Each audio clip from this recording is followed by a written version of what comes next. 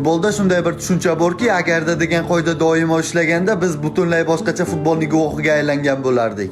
Masalan, agarda o'shanda Zidan Materazziga boshi bilan zarba bermaganda oltin to'pni olardi, chunki u haqli mavsum o'tkazgan edi. Agarda Kolomani mana shu vaziyatdan foydalanganda Fransiya jahon chempioni bo'lardi, chunki bu vaziyatda vaqt butunlay tugab bo'lgan edi. Agarda Van Basten 29 yoshida jiddiy jarohat olib faoliyatini tugatmaganda biz Messi va Ronaldo yonida yana bir katta figurani ko'rardik. Chunki u jarohatigacha 3 ta oltin to'p oldi va eng gullagan davriga kirganda jarohatlandi. Agarda o'sha davrda PSG o'z uyida Barselonaga javobsiz 4 ta gol urmaganda biz futbol tarixidagi eng dahshatli comebackni guvohiga aylanmagan bo'lardik. Agarda argentinalik futbolchi Emiliano Sala Nantes klubidan Cardiff Cityga transfer qilinmaganda ehtimol hozir qolganlar singari yashil maydonda o'z mahoratini ko'rsatib yurgan bo'lardi. Lekin yozilgani har qanday holatda albatta keladi. Bularning barchasi taqdirga borib taqaladi. Taqdirdan esa qochishning iloji yo'q. Shunday ekan, bunga ko'nib yashashdan o'zga chora topa olmaymiz.